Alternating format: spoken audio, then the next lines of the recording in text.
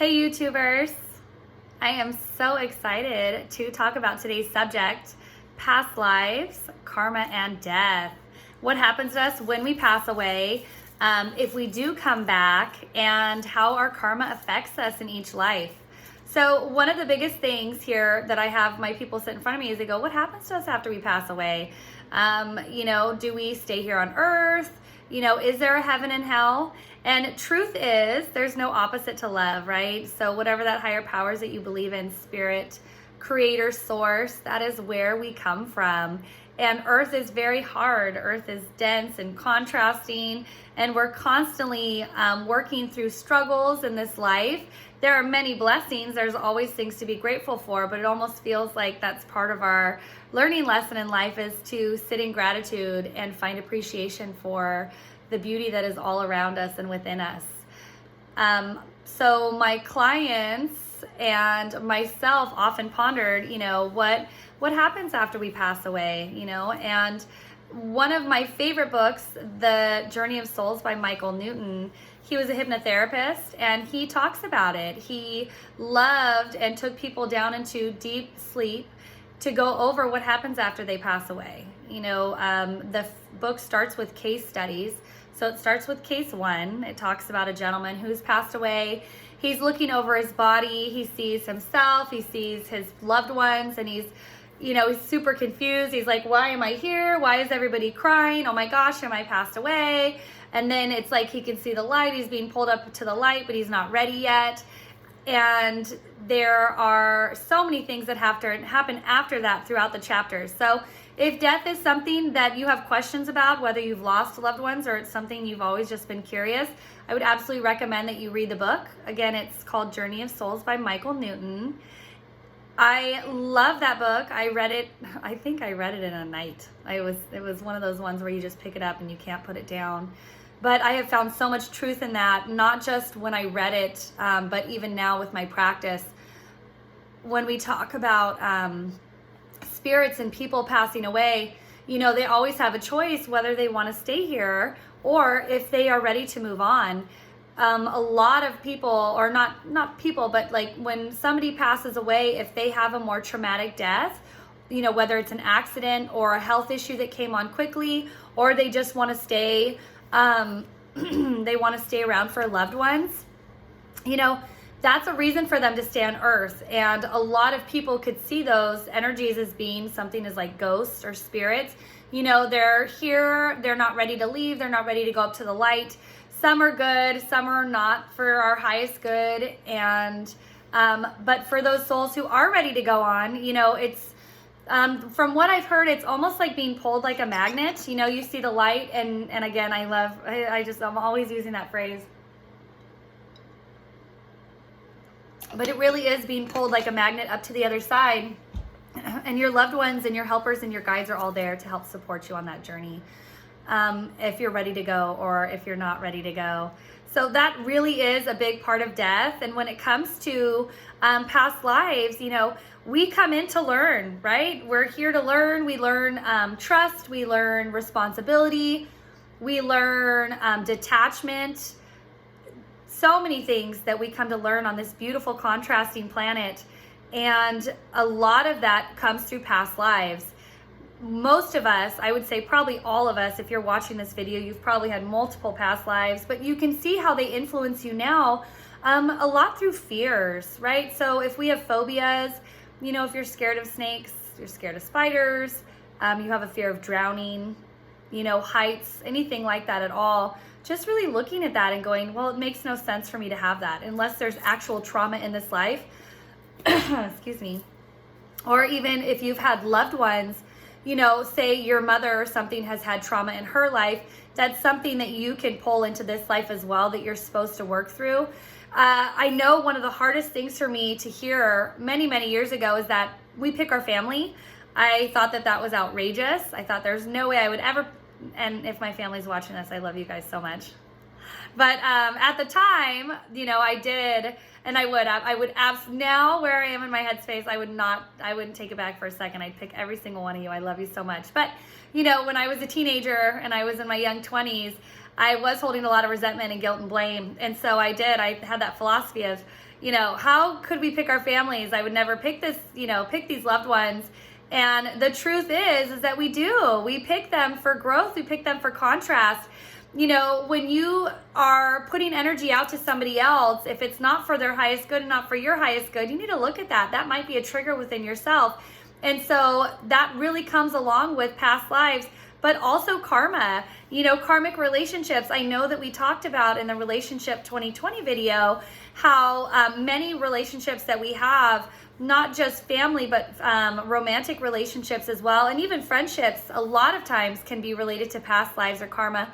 Some of them come through and they're kind of like our helpers, our companions. They could be best friends, they could be spouses, they could be siblings, parents, really any number of family members. And then we have ones who come through and they do show us areas and where we need to learn. And just honoring that and honoring that in them as well. A lot of that could also be soul age, which I'm not going to go too much into this. I made another video. I'm not sure if I want to share it yet. It's a little bit out there. I'm trying to get you guys warmed up so I don't come all at once. I don't want to scare you guys off, but that does have a lot to do with soul age as well. So, always just understanding that we can take responsibility for ourselves, for our lives, for our future. And when it comes to other people, we have to allow them their space. They're on their own journey. They're learning their own tools and how to work through this contrasting experience that we're on. One of the big things as well when it comes to karma, is our day-to-day influence. When we are fearful of something, whether, and it's in small things, it's interesting how it could be the littlest things that you're fearful of and you don't even recognize that you're doing it. Whether you're overly cautious when it comes to driving or, answering unknown phone calls, the doors, like if somebody knocks on the door, it's like not just opening it, peeping through the window, as a lot of us would see some of these things as being cautious. Really, you have to look at that. Maybe in a past life, you went to open the door for somebody and it wasn't a good person and they came through. Oh my goodness. One of the biggest things that I have with some of my clients is nighttime, because the sun goes down. There's so many things that can happen at night. I know for me, one of my biggest breakthroughs that I got to work through in this life is actually being terrified of the dark. And it wasn't necessarily somebody's going to break into the house, even though that was a fear of mine as well. I used to be afraid of, I swear guys, I top the cake on everything. So when I have my clients sit in front of me and they're saying, I don't want to sound silly or anything, I'm just like, no, trust me, I've been there. So when it comes to nighttime, that was one of my biggest fears that I had to work through. It wasn't just somebody breaking into the house, but it was all the non-physical energy. I always felt like as soon as the sun went down, there was like this heightened sense of awareness and it made me really fearful. And that's when things would start happening too. It was like things would start moving around, and come to find out now, I understand that it was just my guides and my helpers trying to get my attention, right? So they're like, Alyssa, pay attention to your thoughts. Pay attention to, what's going on today, or, they're trying to give me signs. And so that is the one big thing is my clients, if you're afraid of the dark, you need to look at that. If you're afraid of somebody coming into the house or, just being alone, honoring that maybe you had trauma in a past life. Sometimes it's really interesting because sometimes we can actually pinpoint in it without needing, a channel or a medium or a psychic to sit down and go through that with you. My clients will just figure it out on their own. They're saying, oh my gosh, I had this phobia, and then all of a sudden I remembered something happening when I was really little, or like this memory that didn't make sense, but I was able to resonate with it and I'm feeling a lot better now. And that's another big thing that I would say is that at any time when you do feel fearful, having the intention to release, right? So truth is, of course, I will always bring this up in all my videos, is that we are all source light, right? So right here in our chest, there's our beautiful light. It's where we are connected to creation. It's what we expand out of us when we want to feel good and grounded. And so there's no opposite to this. It is pure, it is love, it is empathy, compassion, strength, and everything else that is within us is conditioned, right? So it's something that's either been put on us since we were little, something that's happened to us since we were growing up, or even maybe something that happened to one of our parents or even past lives. So that's a lot of stuff that we could have put on us that keeps us from abundance, keeps us from happiness. And so when you do have those fears, or you have something limiting you, really looking at that and understanding, maybe there is a cause to this that I can work through or I can reflect on, and then not being afraid. And that's the biggest thing too, is not being afraid to look at that and let it go. So often we're fearful that if we let go of our fears, that something's going to happen, and we need to hold on to fear because it keeps us safe. And with truth is that when we sit in fear or frustration or anger, or anxiety, we use those tools as something to drive us that really keeps us from being connected to spirit, keeping us from being in true alignment. Because another part of truth is that we think we know what we want, and really we only know what we know. And so when we connect to the other side, they often have such a bigger plan for us, and it can be scary and it causes us to work through our fears. But when we do that, the reward on the other side is so much greater. So we have layers and layers and layers. I'm constantly using that terminology with my clients, is that they'll come in for a session, they're like, how often should I do this? And it's like, well, we're like layers of a cake, right? Or layers of an onion. We're just peeling back one layer at a time. Every time we peel back more layers, new layers are going to come to the surface. I love and have heard and would like to believe that Christ consciousness is something that is available in this life and possible in this life. And what that means is no more karma, right? No more layers, where we are just one, connected with spirit and source, and we get to be that divine channel. And I very, very much hope, is to bring my clients into a state where they have worked through their karma and they can just live in abundance and surrender to whatever is next for them on their life. So let's see here. We talked about death, and we talked about karma. Karma is an interesting one, because when it comes to soul age, the older souls, we tend not to be able to get away with as much, especially when it's something we've learned. And so you could look at that and, think, well, I can't get away with that. Why can this person? Well, it probably has a lot to do with soul age. The children of earth, they're coming here and they're making mistake after mistake. And it could be something as simple as, being impatient or being unkind to others. That's really that reactive state for them, but that's their learning lesson in this life. Whereas our older souls, we can't get away with a lot, right? Instant karma comes in and kicks our butt. And whether we get caught or, we just feel, it's like that knowing in your heart too, where we just know, oh, I shouldn't do that. I can't do that. It's not, it's the, truth. It's honoring self and honoring divine, and what is good, what's good for earth, and what's good for ourselves. I feel like this is a good segment. I feel like we've pretty much touched all topics on what happens when we pass away, working through karma, and then even past lives. I guess I could touch a little bit more on past lives, because they do have such a heavy influence. Relationships are a huge one. I would like to go a little bit more in depth with that. I know we talked about in Relationships 2020 video, we talked about how sometimes we're in relationships with people and we don't always understand why we're in relationships with them. It's like, if it was anybody else, we wouldn't tolerate that behavior. You guys, that could be multiple people. You could have, 3, 5, maybe 1 karmic influence. Another thing that happens as well is when we aren't allowed to be with a specific partner in a life, that we get to be reunited with them in this life, just to see how things work. And so you would be able to relate with that when you have had somebody in your life. I'm just using some like prime examples. Everybody's story is going to be a little bit different here, but this seems to be a large percentage of my clients will experience where they've been with a partner that makes them unhappy. Another partner comes in and there's this energetic connection. And when they end up leaving that one karmic relationship that they're supposed to work through in this life, and they end up getting with that other partner, it doesn't always pan out as planned. They could see them as more as a friend. Sometimes they do stay together and it's a lasting relationship.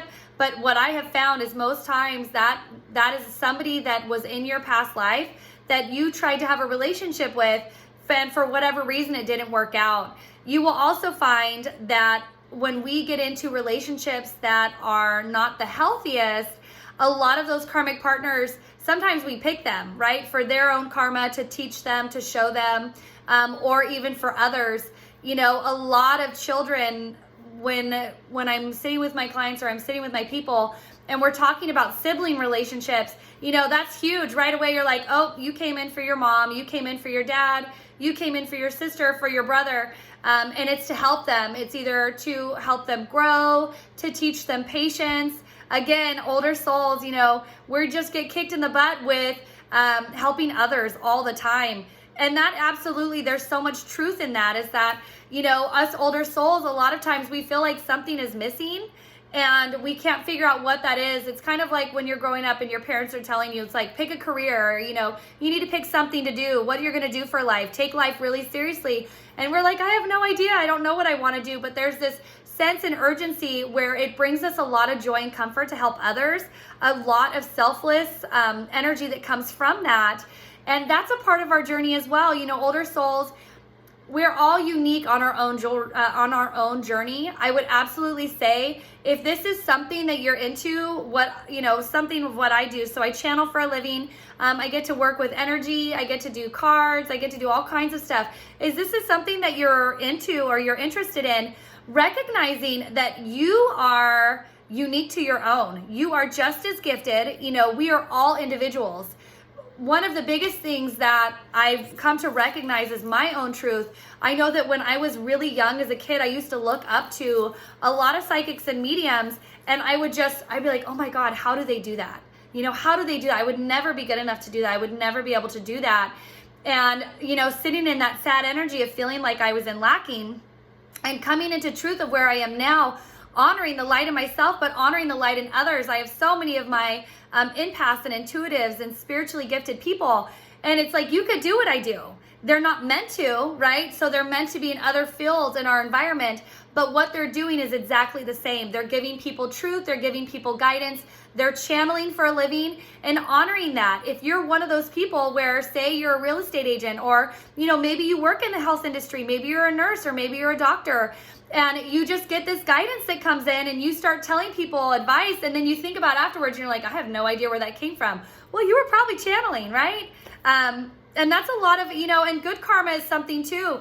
When we, working through good karma, you know, it's something that we get to accomplish in other lives. So you'll look at, you know, we could use money. We can use money as an example, but, you know, if you worked really, really hard and not necessarily sacrificed your own needs, wants, and desires for money, but you never let up and you were a fighter in your other lives as far as being financially secure no matter what happened, you know, it kind of reminds me of those famous people who didn't hit it hard. I think Jim Carrey was one of those where, you know, he struggled forever and he never gave up. Well, that's part of him working through karma and then getting to that other side of good karma. And so if you had one of those lives before where you worked your butt off and you never gave up, most likely in the next life, it's something where you're not really going to have to struggle with. And so honoring that as well. If you feel like you're very blessed in some areas of your life, well, you know what? You've probably done work in the other lives to be able to make up for that, to have that blessing in this life. And so sit in it with gratitude, right? Sit in it with like a pat on your back and just saying, good job, you know, we deserve this. We were meant to have this as a gift for us to have. So I got a little bit, I feel like it's still all on track, but I definitely took this video a little bit longer than I would have liked to. If you have any questions, again, comment, like my video below. I hope that you guys enjoyed this, and I'm excited for more. All right, have a great day.